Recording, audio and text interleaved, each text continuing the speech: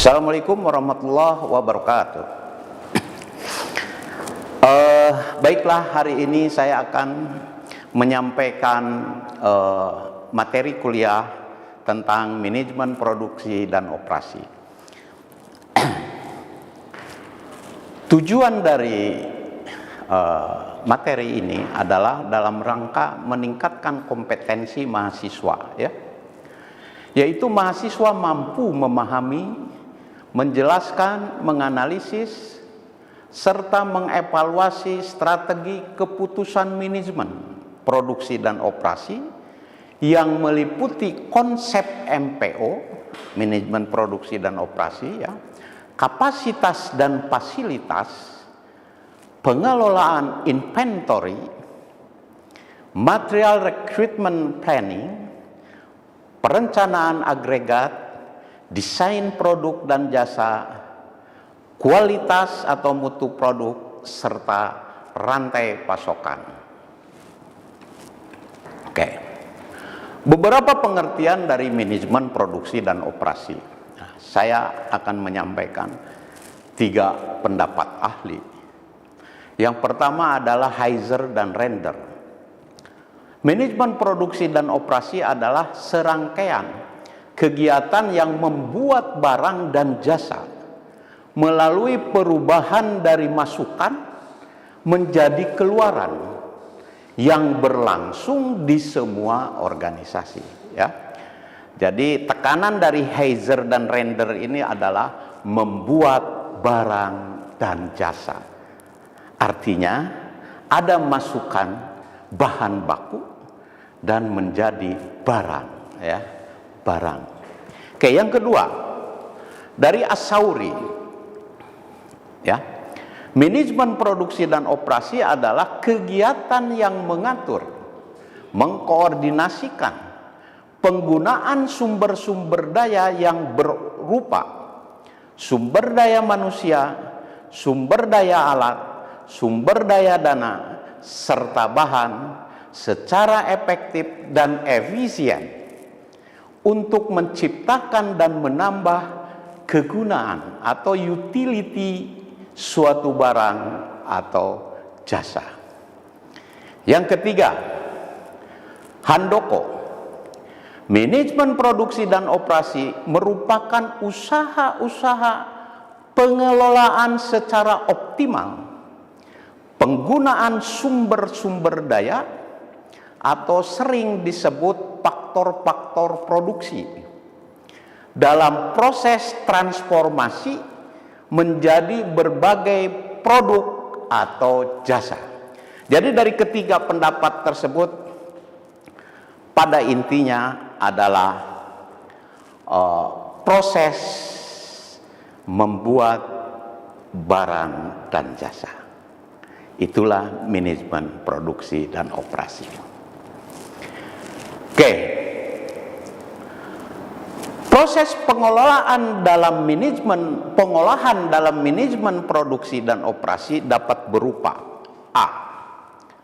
Organisasi manufaktur. Terbagi 2. Ada continuous process industry. Jadi proses industri yang secara kontinu, yang terus menerus, adalah industri yang memproduksi barang dengan proses kontinu. Artinya dilakukan secara tumpukan, batch, bukan per unit produk. Seperti pada industri-industri pupuk, gula, semen, dan lain-lain. Nah, itu continuous process industry. Yang kedua, intermittent process industry. Proses industri secara terputus-putus, adalah industri yang memproduksi barang secara proses individu, yaitu per unit, seperti alat-alat rumah tangga, kendaraan bermotor, dan lain-lain. Nah, ini proses produksi yang intermittent, Jadi beda dengan continuous process industry. Oke.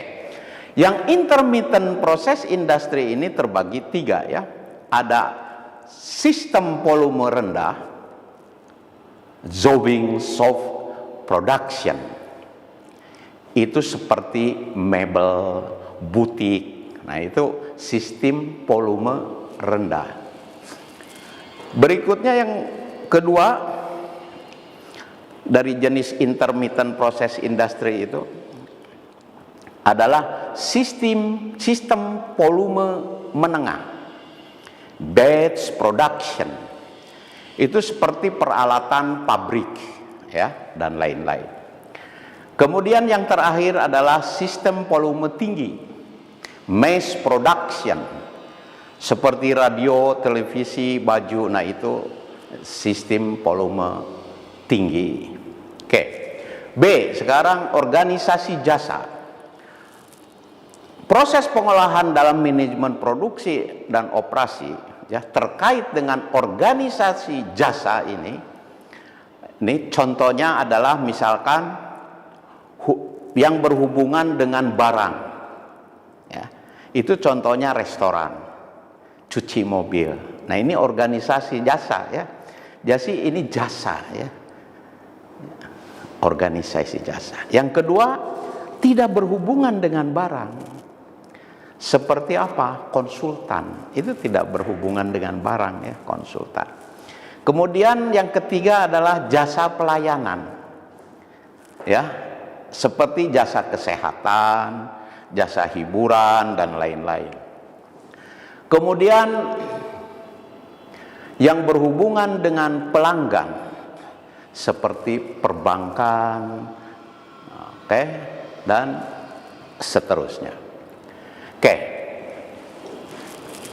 Skema atau kegiatan produksi dan operasi dapat digambarkan seperti ini ya. Kegiatan produksi dan operasi ya, segala sumber daya sebagai masukan itu diintegrasikan untuk menghasilkan keluaran yang memiliki nilai tambah ya.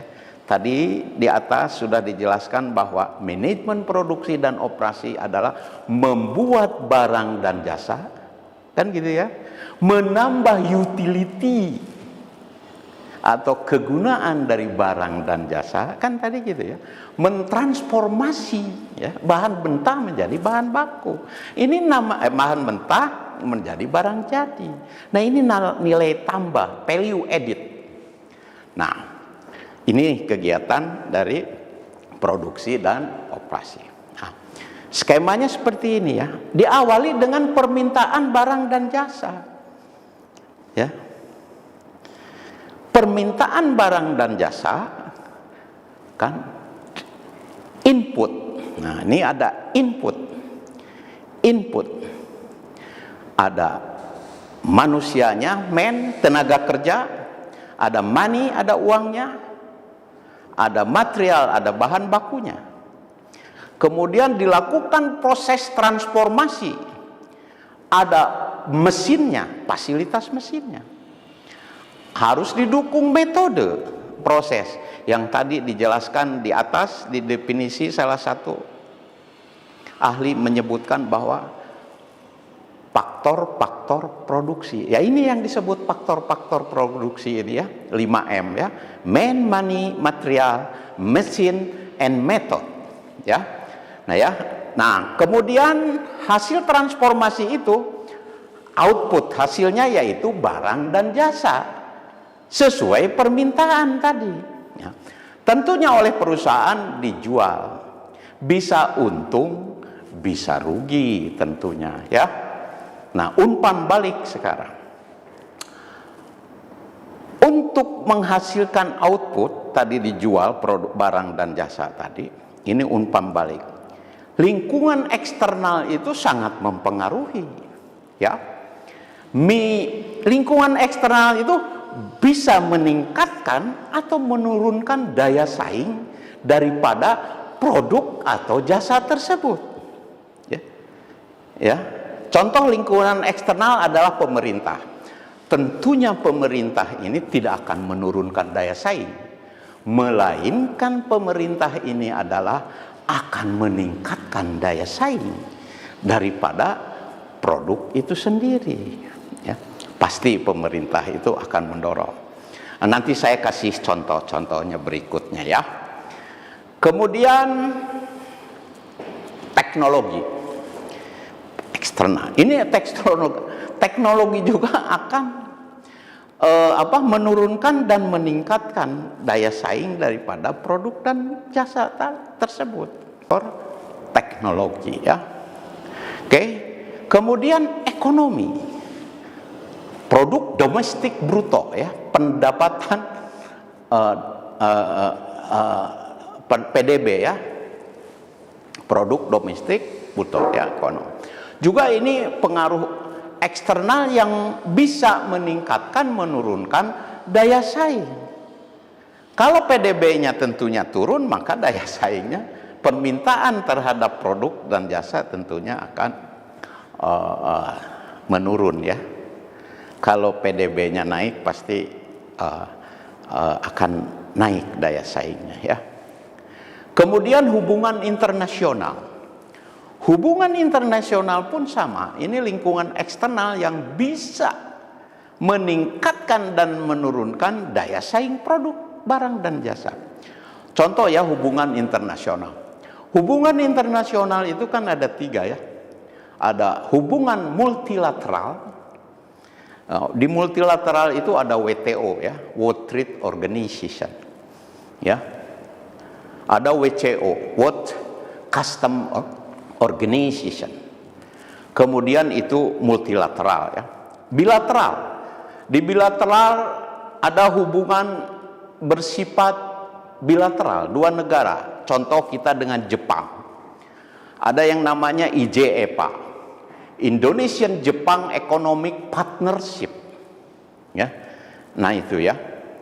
Kemudian di regional. Ya, hubungan internasional yang di regional, yaitu ada AFTA di ASEAN ya, ASEAN Free Trade Area kan gitu ya. Dan malah berkembang sekarang kan, mula-mula AFTA, kemudian Cina ikut tergabung menjadi CAFTA. Nah, kemudian India ikut juga menjadi IAFTA, India ASEAN Free Trade Area ya. Nah, tapi tanpa Cina, kenapa nggak ICAFTA? Nah, jadi India tidak mau ikut di dalam CAFTA. Ya. Kalau dengan AFTA mau, gitu ya, itu India. Jadi IAFTA. Nah, itu hubungan-hubungan internasional yang bisa meningkatkan daya saing, ya, produk atau jasa. Kemudian konsumen juga tidak kalah pentingnya. Ini bisa meningkatkan atau menurunkan daya saing produk dan jasa ya, peran konsumen ya, perilaku konsumen ya. Itu dipelajarilah di perilaku konsumen di manajemen pemasaran. Oke, sekarang saya tadi mau ngasih contoh terkait dengan peran pemerintah yang bisa menurunkan dan meningkatkan daya saing daripada produk atau jasa ya. Contohnya seperti ini. Ada kebijakan pemerintah dalam penetapan prosentase besarnya tarif bea masuk. Ya, dalam rangka meningkatkan nilai tambah, value added, ya, manufacturing, ya, yang disingkat PAM. Ya. Ini ada kebijakan pemerintah, ya, terkait dengan peningkatan value added manufacturing. Nah, ini dilakukan terhadap perusahaan-perusahaan industri ya, yang berada di kawasan berikat.